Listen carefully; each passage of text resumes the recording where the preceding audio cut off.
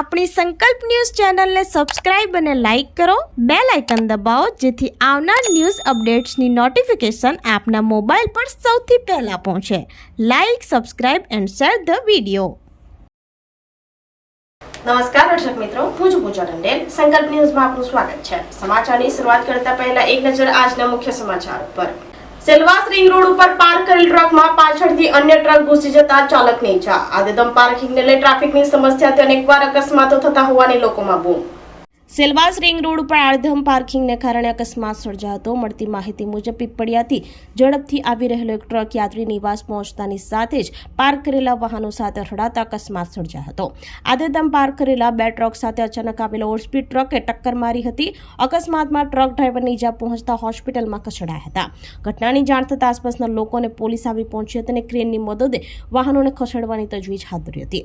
જોકે આ વિસ્તારમાં આડધમ પાર્કિંગને લઈ વારંવાર ટ્રાફિકની સમસ્યા ઉદ્ભવતી હોય છે, જેનું જવાબદાર તંત્ર દ્વારા નિવારણ લાવવા લોકોમાં માંગ ઉઠવા પામી છે.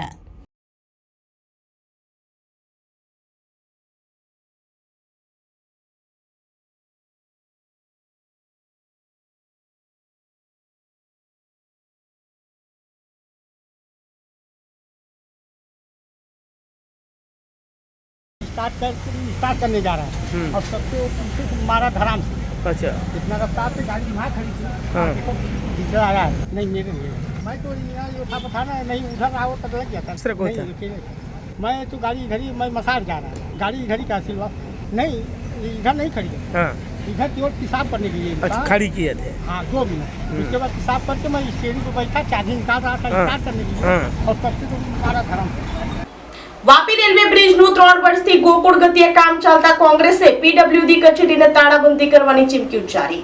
ખાતમુહૂર્ત બાદ આજ સુધી માત્ર 30% કામ પૂર્ણ થતા અધૂરા પુલને કારણે લોકોને મુશ્કેલી હોવાનું જણાવતા ખંડભાઈ પટેલ. વાપી રેલવે ઓવરબ્રિજનું કામ 3 વર્ષથી અટવાતા કોંગ્રેસ દ્વારા આંદોલનની ચીમકી ઉચ્ચારી હતી. વાપી શહેર કોંગ્રેસ દ્વારા પીડબ્લ્યુડી કચેરી ખાતે આવેદનપત્ર આપી વહેલી તકે કામગીરી કરવા માંગ કરી હતી. કોંગ્રેસના ખંડભાઈ પટેલે જણાવ્યું હતું કે વાપીમાં 1.5 અજબના ખર્ચે નિર્માણાધીન રેલવે ઓવરબ્રિજનું કામ 3 વર્ષ બાદ પણ પૂર્ણ થયું નથી. ખાતમુહૂર્ત બાદ આજ સુધી માત્ર 30% કામ જ પૂર્ણ થયું છે. અધૂરા પુલને કારણે શહેરવાસીઓને અનેક મુશ્કેલીનો સામનો કરવો પડી રહ્યો છે. વિદ્યાર્થીઓ શાળાએ મોડા પહોંચે છે. વેપારીઓના ધંધા પર અસર થઈ છે. ટ્રાન્સપોર્ટેશનનો ખર્ચ વધ્યો છે. તહેવારોના સમયે વાહનોની ભીડને કારણે ટ્રાફિક જામની સમસ્યા સર્જાય છે.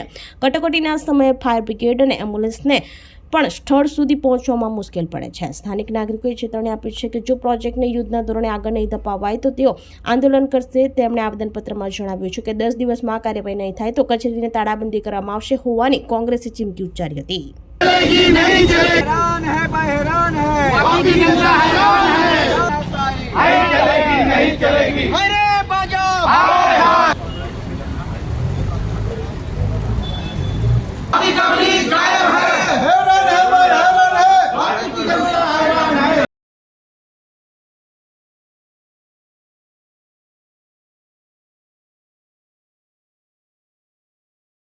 આવેદનપત્ર અમે વાપી શહેર કોંગ્રેસ તરફથી આપવામાં આવ્યું છે.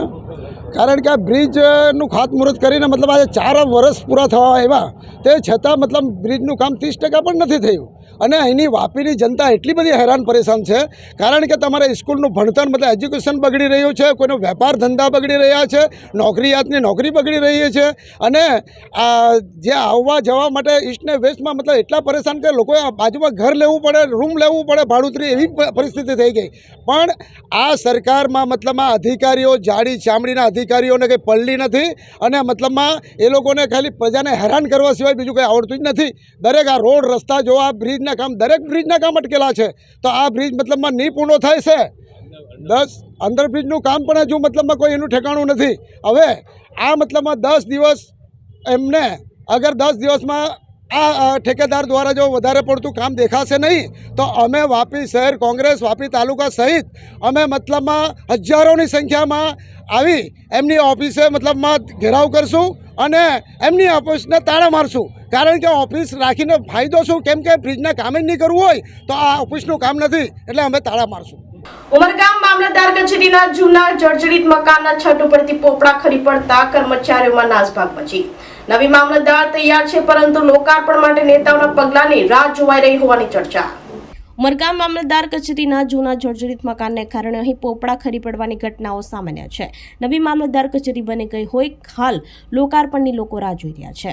મામલતદાર કચેરીના ઈધારા વિભાગના છતનો એક ભાગ તૂટી પડતા કર્મચારીઓમાં નાસભાગ થઈ હતી. મામલતદાર કચેરીનું નવું મકાન બનીને તૈયાર છે, પરંતુ ક્યાંક ને ક્યાંક નેતાઓના પગલાંની રાહ જોવાઈ રહી હોય તેવી ચર્ચા ચાલી રહી છે. મામલતદાર કચેરીના વિવિધ વિભાગોના મકાનોમાં પોપડા ખરી પડવાની બાબત હવે સામાન્ય બની છે. આજે બનેલી ઘટનામાં કોઈ જાનહાનિ કે ઈજા ન થતા રાહતનો શ્વાસ લીધો હતો.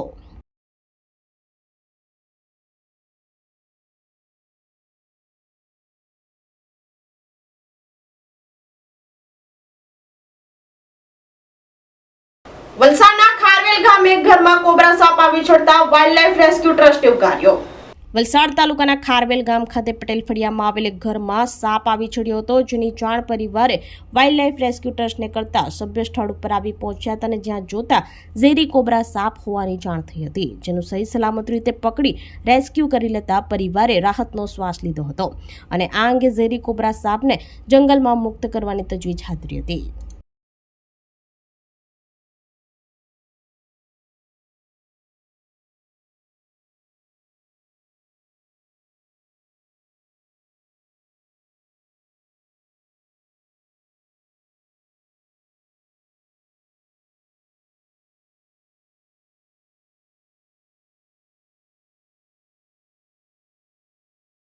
વલસાડ સીબી સ્કૂલ પાસે નવા બની રહેલા રસ્તા ઉપર ટ્રેક્ટર સાથે લગાવેલ પાણીનું ટેન્કર પલટી માર્યું.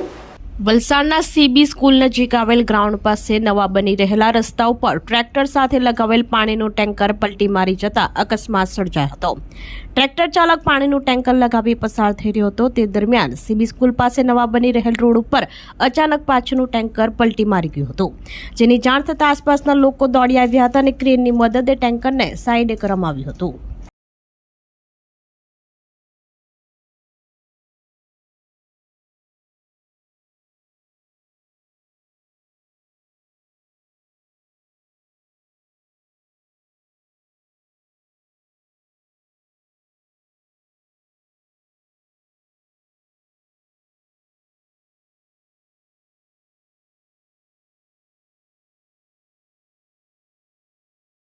તો આ તાજા સમાચારો, નવા સમાચારો સાથે કાલે ફરી મળીશું. નમસ્કાર. આપણી સંકલ્પ ન્યૂઝ ચેનલને સબસ્ક્રાઇબ અને લાઇક કરો, બેલ આઇકન દબાવો, જેથી આવનાર ન્યૂઝ અપડેટ્સની નોટિફિકેશન આપના મોબાઈલ પર સૌથી પહેલા પહોંચે. Like, subscribe and share the video.